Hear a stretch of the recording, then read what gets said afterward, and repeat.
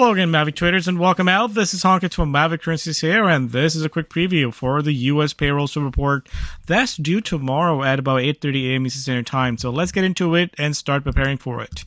Going into this report, again, we always talk about what the expectation is, and right now we got the private payrolls report on Wednesday, and that was, again, much better than expected. So going into this report, we are expecting a decent number to come out. I mean, overall, the market remains pretty strong. So far, there's not a whole lot that we have here that's pointing out to a negative report. And this is the market environment where we are seeing good news is actually bad news for the markets. So let's take a look at how the currencies are setting up here and do a quick currency basket analysis and see which currencies we need to focus. And let's start with the US dollar basket. As you can see that this week after the FOMC that decided to hike rates yesterday, but also came with a bit of a hawkish tone. And that really helped the dollar to go higher and the equity markets to go lower. So we're getting a classic price action of where the correlations are setting up as. And even if we take a look at the correlation with the equity, with the bond yields. So let's just add 2-year bond yields to this chart here and see the correlation there. And you can see the correlation is spot on.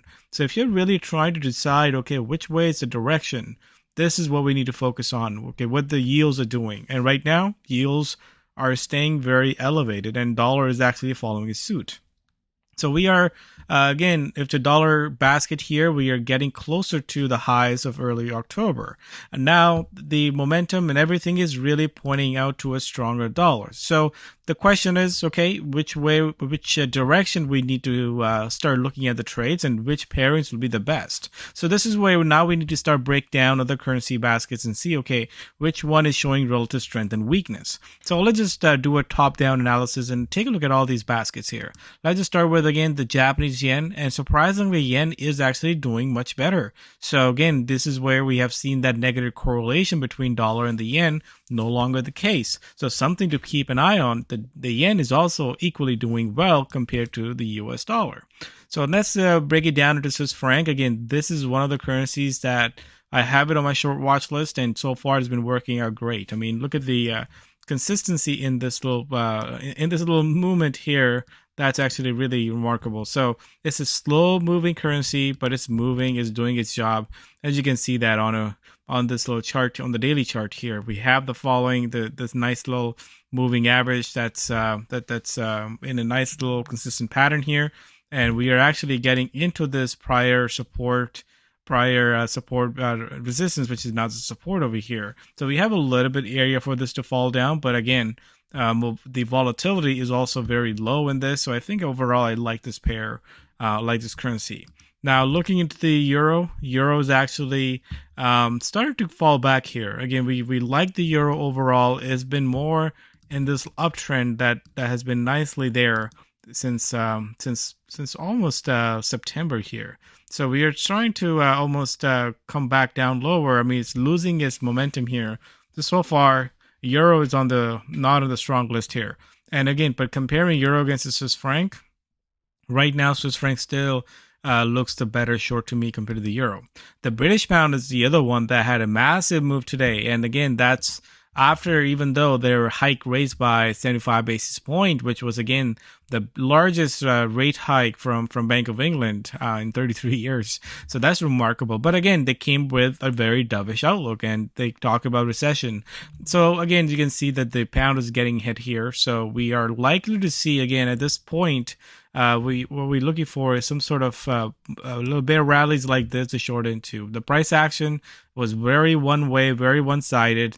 What we need to see is either we start to get a bit of a sideways price action, or we get a bit of a rally to really take us, back to some of these levels that we have seen over here to short it off of. So a massive move here, and I think as if you take a look at the daily chart, we could have further downside here. I mean, the daily chart actually looks pretty ugly here because we have now officially broken this higher high and established a lower low. So with a lower low, I would like to see a bit of a lower high established, and then we roll over. So I think as we have seen a massive recovery in the pound since September, that could be in sort of coming into a bit of a roadblock here, and I think we can see some further downside. So now look at the growth baskets. Now the Canadian dollar, again, is a very much a sideways currency. This thing has been sideways almost since June or July. This is not the currency that you want to be betting on as far as the direction goes. I like to play relative strength and weakness based on a day-to-day basis, but notice that, we hardly get days where it's actually having that consistent move. So CAD, kind of on the sideline here, still don't like it as a short because it's really piggybacking from the dollar strength. And if the dollar stays strong, the CAD is likely to stay strong as well. So this is where we need to now focus on Aussie and Kiwi. And right now, Aussie is really setting up as a nice little short here. I mean, we got this little bear rally. I mean, in this very anemic bear rally, and the basket I think has a lot more downside area to give. So I think at this point, we are below the moving average, below the parabolic SAR. The RSI is falling. I think the Aussie looks like a good short to me here. And now comparing it to the Kiwi, which again is very opposite. I mean, Kiwi has held in. So far, the downside has been very limited. So this is the one what we call relative strength. So Kiwi has relative strength. So it's actually holding it much better during this market pullback. So comparing again to currencies like Aussie and Kiwi, Aussie looks like a better short. Comparing to Euro to Swiss franc, Swiss franc seems like a better short. And again, comparing Euro to pound, pound looks like a better short. So again, you always have to compare and see which one is a better short versus which one is a better long. I mean, there was a time where dollar yen used to be very much in tune. So we would see dollar being very strong or yen being very strong. So we always used to take a look at dollar yen pairing. Again, that's kind of broken here. Again, there's a lot of divergence that's taken place this year. But I think we like these direction that we are seeing here. So let's talk about Aussie dollar. So that's the first pair that I do like, Aussie dollar on the short side. If the dollar again strengthens tomorrow, let's go on a 4-hour chart. Again, you can see that this thing has been quite a range-bound currency and then had a breakout. Now it's slowly falling lower. So there's a clear support in place in this currency pair at 62.10. This pair is sitting at 62.89. That's the first level of support that we have here. If it gives up that level, I think there's a lot more downside risk in that currency pair. So Aussie dollar looks really good here. Let's take a look at Kiwi dollar. Even Kiwi is actually holding much better. This is still following that downward trajectory. But again, comparing to other currencies, I mean, Kiwi is not really the one that's on the top of the list here on the short side. I actually do like dollar Swiss franc. I mean, this thing is clearly having a breakout. I mean, we are seeing highs that we established early October, and noticed we did break out, and all we're doing is we just kind of stagnating here. We're just kind of making a base here. This is a good price action where you get the breakout. You didn't get a retest. We just got a nice little base here.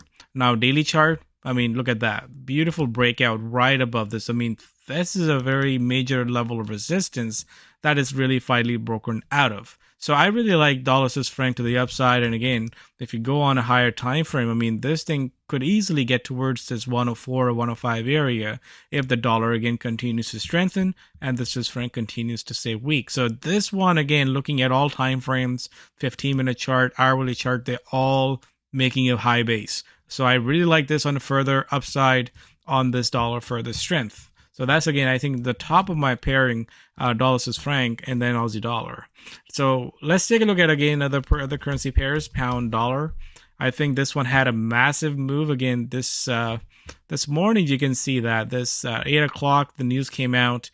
I mean, the pound dollar was already kind of weak going into this. So far, since that report, since that came out at 8 o'clock, I mean, we have only given up 0.83%. So I think there's more further more downside risk in this pair.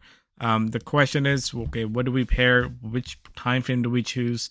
And again, I think as we take a look at this, looking at an hourly to a 4-hour chart, I mean, I would love to see a bit of a bear rally on an hourly chart to short into. or see a bit of a base here. So I still like this on a further downside. Daily chart, again, breaking that parabolic SAR. I actually see this falling back towards that 109.80. So again, that would be on further strength in the dollar. So right now, again, the most obvious trade is really the dollar on the upside.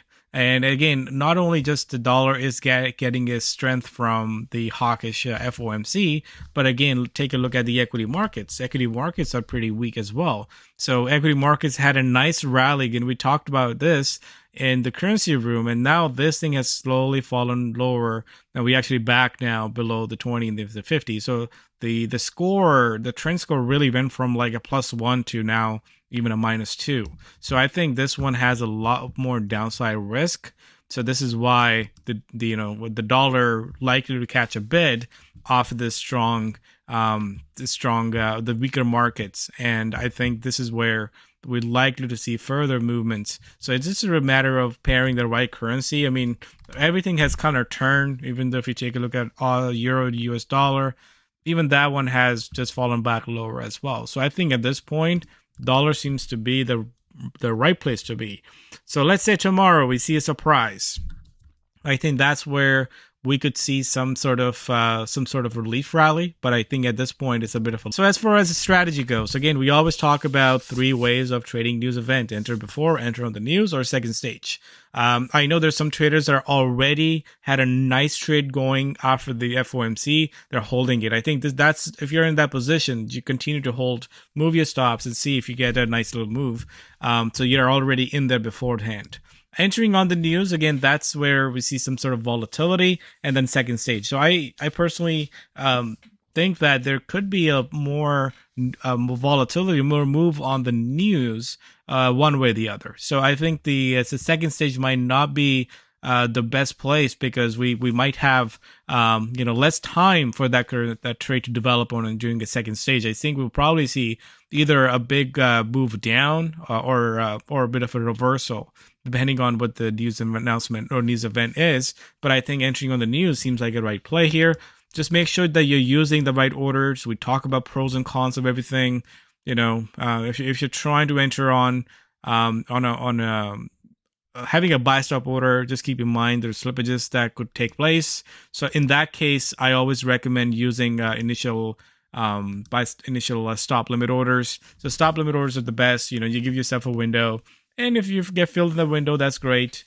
We don't want to be having too much of a wide range to kind of deal with. So that's a good way to avoid a big slippage. So dollars again is strong going to this report. So, and good news is again bad news for the market. So that's again pretty clear on how the markets are moving and behaving. And Aussie and pound showing relative weakness along with the Swiss franc. So that's the outlook here. We'll be meeting live tomorrow. We'll be trading this event live. So, we'll do analysis again tomorrow, see how things develop overnight. Till then, take care. Happy trading.